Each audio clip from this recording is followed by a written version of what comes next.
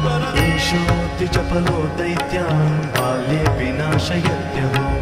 अग्रे किं कर्म कर्तेति न जाने मुनिसत्तमा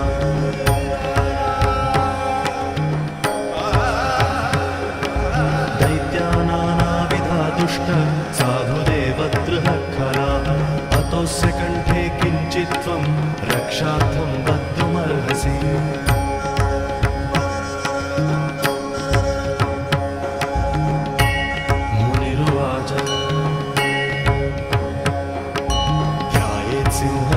विनायकममं दिग्बाहुमाद्ये युगे त्रेतायां तु मयूरवाहनममं षड्बाहुकं सिद्धिदं द्वापारे तु गजाननं युगभुजं रक्ताङ्गरागं विभुं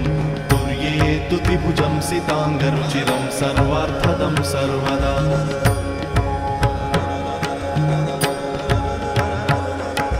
विनायकः शिखां पातु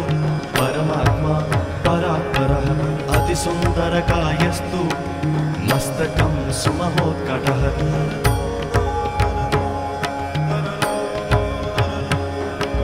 ललाटं कश्यपः पातु भ्रूयुगं तु महोदरः नयने भालचन्द्रस्तु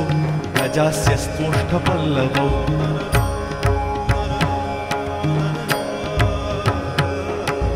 जिह्वां पातु गणक्रीडश्चिबुकं गिरिजासुतः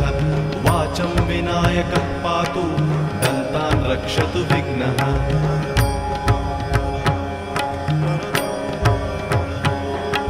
श्रवणो पाशपाणिस्तु नासिकां चिन्तितार्थदः गणेशस्तु मुखं कण्ठं पातु देवो गणञ्जयः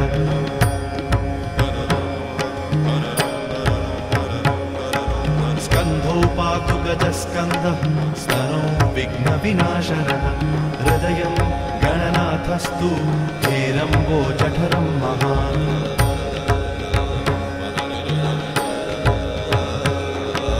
धराधरः पातु पार्श्वौ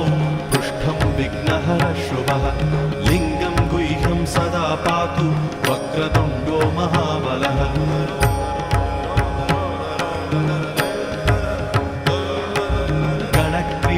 जानुजङ्घे ऊरू मङ्गलमूर्तिमान् एकदन्तो महाबुद्धिः पादौ कुल्पौ सदावतु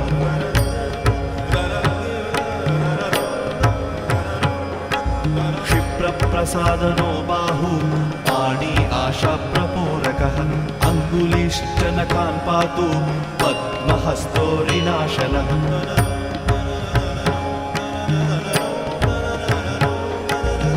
सर्वाङ्गानि मयूरेशो विश्वव्यापी सदावतु अनुक्तमपि यत्स्थानं धूम्रकेतुः सदावतु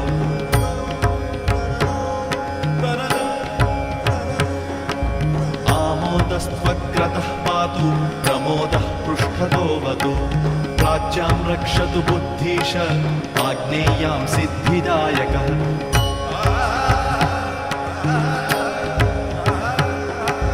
दक्षिणस्यामुमा पुत्रो नैऋत्यां तु गणेश्वरः प्रतीच्यां विघ्नहर्ताव्यात् वायव्यां गजकर्णकः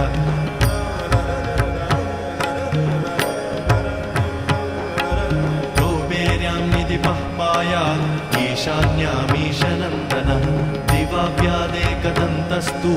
रात्रौ सन्ध्यासु विघ्नरत्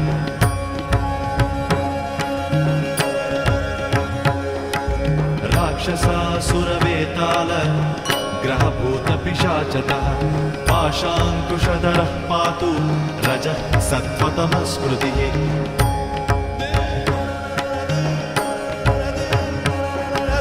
ज्ञानं धर्मं च लक्ष्मीं च लज्जां कीर्तिं तथा कुलं वपुर्धनं च धान्यं च गृहान् दारासुतान् सखीन्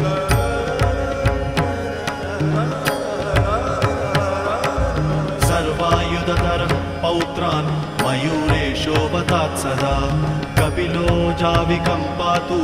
गजाश्वान् विकटोऽवतु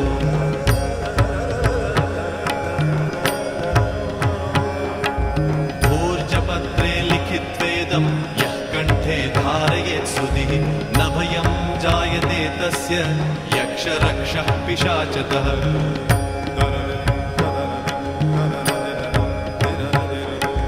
त्रिसन्ध्यं जपते यस्तु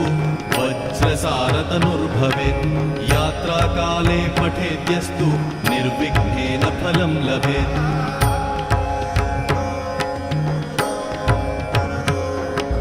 युद्धकाले पठेद्यस्तु विजयं प्राप्नुयात् द्रुतं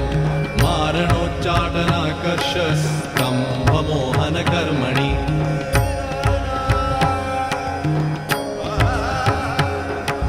सप्तवारं जपेदेतत् दिनानामेकविंशतिं तत्फलम् अवाप्नोति साधको नात्र संशयः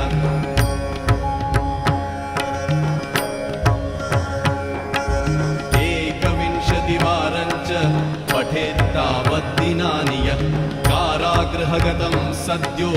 राज्ञा वध्यं च मोचयेत्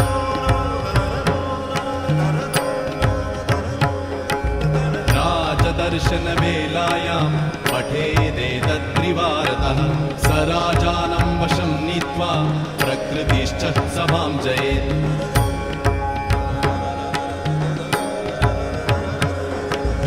इदं गणेशकवचं कश्यपेन समीरितं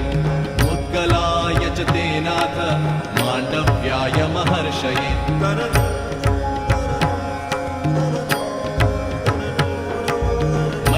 सप्राह कृपया कवचं सर्वसिद्धिदं न देयं भक्तिहीनाय देयं श्रद्धावते शुभम्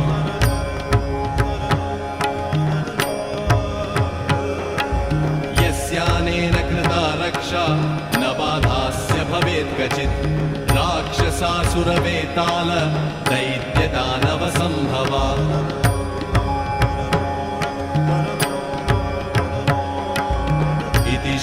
श्रीगणेशपुराणे गणेशकवचम्